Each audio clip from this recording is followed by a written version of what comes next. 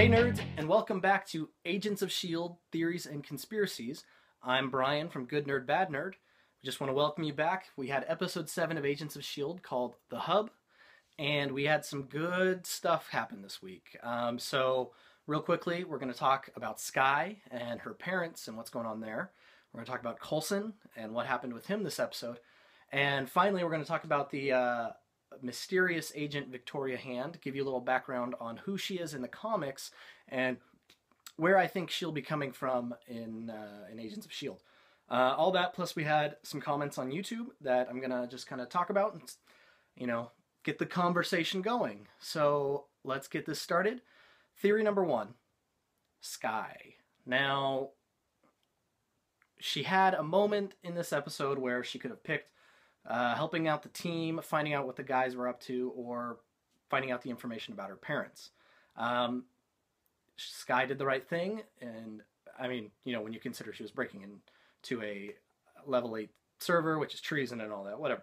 But she did the right thing, found out the guys, so she skipped the information on her parents. But Coulson had some of it, and we find out that a S.H.I.E.L.D. agent dropped Skye off at the orphanage, and then we see some images from the file, and nothing more is really given, but screen captures of that image show that if it's hard to make out, but that it looks like Skye's mom was agent number ID 34. So that's pretty big if her mom was a S.H.I.E.L.D. agent. Now, I'm not 100% sure on that, because there's also the picture next to it was of a body that was dead. Presumably they're hinting that that was actually Skye's mother who died, and we don't know if the picture next to it, this Agent 34, was Skye's mother, or maybe the agent involved in the death, or the agent who dropped her off at the orphanage.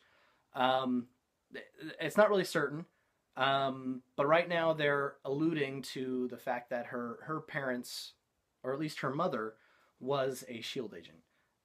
It could be that her mother was a S.H.I.E.L.D. agent and her father was also a S.H.I.E.L.D. agent, but maybe he didn't die, but maybe something happened to him, maybe he was captured. Hard to say at this moment, but it does look like her mother was a S.H.I.E.L.D. agent. So that's interesting. Maybe that'll play into who she is, maybe who she's supposed to represent from the comics, if she isn't an original character. So Agent 34, I tried looking up anyone in the 616 universe, or any universe for that matter, who matched that description. The closest I got was Agent 33, who I believe was Agent Sitwell, who got shot by Simmons in this episode with the night-night gun. But no Agent 34. There's only a few agents are actually referenced by their numbers, the most famous being Agent 13, who is Sharon Carter, who's a liaison with Captain America, who apparently appears in this next Captain America movie. But no Agent 34 that I could find. So it'll be interesting to see who they actually, who she turns out to be, because at the moment, nothing's ringing a bell, nothing's coming close. So next, we're going to move on to theory number 2, and we're talking more about Coulson. There was a lot of lines this episode that really were like, oh, he's a robot. Oh, I mean, Skye even said, oh, he's acting like a robot, not his normal charming self, which, okay, she would not have known him pre-New York, but, that's like, okay, haha, he is an LMD, or is that just a shot at the people who think that? Is that actually what they're leading to, because Coulson is acting different? Hard to say, but at that point I would think he was just acting like a normal agent and following the orders. Now maybe that's different, because he had been kind of going by the seat of his pants and obeying the orders he decided he wanted to obey. But a lot of these lines drop throughout the show. I mean, they've all been, oh, he's feeling rusty, oh, he's not this cold robot that he's acting like. They've been dropping those lines every episode, and it's almost, it's like it's too obvious. But so, I mean, we're trying to have to decide what, if it's too obvious because that's what it is, and it's just, the idea Occam's razor, the simplest answer is usually the right one, kind of thing. Um, but it's hard to say. The whole episode, the "you got to trust the system" was basically the moral of the story was no, you don't have to trust the system because they keep things from you, which Coulson discovers firsthand when firsthand ha these puns write themselves. When Victoria Hand kept the information from Coulson, whether she knew there was no extraction plan, intentionally didn't make one up, all those things, she left that information out and didn't give it to Coulson. And then when Coulson tried to get his medical records and they were classified above level 8, now in the show we haven't experienced anything above level 8. This was the first time we'd heard about level 8. In the Marvel 616 series or universe, there's a level 9 which only directors have. So Maria Hill would have that. At one point, Sharon Carter, Agent 13, was a director. She probably has level 9 clearance. I think Fury has like level F clearance for Fury. Only Fury has this level of clearance. So, I would say he's level 9, but he's probably so far above that for all the secrets he's got. But Coulson was unable to get his medical files. He caught himself when he was saying Tahiti is a magical place, so he knows something's up. He knows the story that he's been fed or that he believes to be true is not actually the case. So I think we are going to start to get more of that. But it's so hard to say. Is he fighting programming? Is he realizing that there's certain conditions that when something's said, he just answers a certain way? I mean, that's the Tahiti is a magical place. It's like it's like just a triggered response. And now it's starting to sink in that why do I always respond that way, Anyways, that's Coulson. I don't know. It seems like it's an LMD. They're really pointing it that way, but it could easily be something else because maybe they protest too much, kind of a thing. Oh, it's an LMD. It's an LMD. It's an LMD. Aha! It's this something else. I don't know. Hopefully, we're going to get more next week when they give us something more because Coulson's now actively looking. He's searching hard. He's going to find it out. So that brings us to the third theory, and that is Victoria Hand. Now, this one, I'm taking some leaps on this one because we didn't get too much from her, but this is a lot of this is based on who she was in the 616 universe and who she was associated with. Now, she was a S.H.I.E.L.D. agent, and after the secret invasion, when the Skrull invaded, and the Skrull and the Chitauri are very similar, she became the head of H.A.M.M.E.R. Now, H.A.M.M.E.R was the organization set up by Norman Osborn during what is known as the Dark Reign section of the Marvel Universe, or in the timeline. That's when the villains basically took over. Norman Osborn was the head of the S.H.I.E.L.D. entity, which he was calling H.A.M.M.E.R. And Victoria Hand was the right-hand woman. She was the one keeping everyone in line. She was basically in charge of the day-to-day operations of the organization. And she was the one who kept everyone in check. She isn't necessarily evil. Like, she's not necessarily a bad guy. She just, if she didn't agree with how things were being run, she stood up to Fury and called him out on stuff that she thought was wrong. And she got in trouble for it.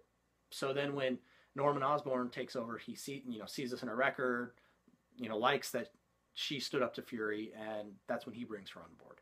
So that leads into the second part of this, which we've been talking about, the big umbrella organization that that the agents have been kind of investigating, what they've been calling Centipede. Well, it's possible that Centipede is actually H.A.M.M.E.R, which is this offshoot of rogue S.H.I.E.L.D. agents. This would make a lot of sense because if Victoria Hand is tied in with them, she wouldn't necessarily care if Coulson's team got extracted, as long as they got the job done. If they didn't get extracted, that's one less thorn in H.A.M.M.E.R's side. Because this, Coulson and his little band of misfits have been causing trouble for H.A.M.M.E.R all over the globe. So it fits in that regards. she may not, in this universe, she may not like how S.H.I.E.L.D. is running things, and that might be why she decided it is time to change things up. And that's how H.A.M.M.E.R gets started. Now, Osborn clearly is a Spider-Man villain, so he's not going to be in Agents of S.H.I.E.L.D. I'm not acknowledging that, saying that, thinking that'll happen whatsoever. It doesn't mean that Victoria Hand isn't going to be the head boss. There's probably someone higher in the food chain. We still have the guy who was in prison that we don't know who he is in relation to all this. But if it is H.A.M.M.E.R, that's kind of cool because it's this secret dark side of S.H.I.E.L.D. that's causing all these problems and trying to make their own super soldier army and set the world right in the way that they see as right. So I'm a big fan of that, and I like how that would play out, because then we could get some pretty cool stuff. And actually, this could tie in well with what we know of Captain America. There's some dark aspects to Captain America. There's clearly this more militaristic side, which would fit with H.A.M.M.E.R very nicely. And if they're trying to take over S.H.I.E.L.D., I'm basing this a lot on the trailer that we've seen. Clearly, Fury's on the run. Maybe H.A.M.M.E.R is bringing the hammer down. Boom! I told you, these just write themselves. And so they're trying to round up all of Fury and his team, and H.A.M.M.E.R's trying to take over. And that's where you get these big helicarriers that are just totally decked out with weapons. They are not peacekeeping vehicles. They are tools of war and conquering. And maybe that's H.A.M.M.E.R's plan, is to preemptively conquer these hotspots. It could be really cool, and we already know that Agents of S.H.I.E.L.D. is going to tie in somehow to a couple episodes at the end of the season, like it's tying in to the next episode, which deals with the fallout from Thor, which I'm, total side note, I'm very excited for that, because it is being directed by Jonathan Frakes, who everyone knows as Will Riker from Star Trek The Next Generation. So I really like this idea of H.A.M.M.E.R, because knowing that Agents of S.H.I.E.L.D. ties in with Captain America and what we've seen in the trailer, it could make for a really big, epic showdown, epic tie-in with all those shenanigans that are going on. So that brings us to our the comment we had on YouTube. This was great. This is our first comment on any of these theories and conspiracies, and this was from Lucas Garrett. Lucas, thank you so much for watching. We appreciate everyone who watches, and definitely appreciate everyone who comments. And since you're our first, thank you very much. But Lucas thought that there may be some connection between the Doctor Strange aspect and the LMDs. Potentially, the way LMDs are supposed to work is that the user actually controls the life model decoy. Now, in Coulson's case, he may have been so close to death that he was in a coma that he could not actively control the LMD. So, the idea being that Doctor Strange would come in and somehow help to imprint Coulson onto an LMD. Now, Coulson's body would still be there; it'd be alive. Imagine the back to tank kind of thing that Luke Skywalker was in at the end of, or not the end, but after Han rescues him in Empire Strikes Back from the cold. Imagine that, something like that Coulson's body is just in, trying to be healed. You got that. So then you have Doctor Strange coming in, who we know is going to be in Phase 3, and he does something to map his consciousness onto an LMD.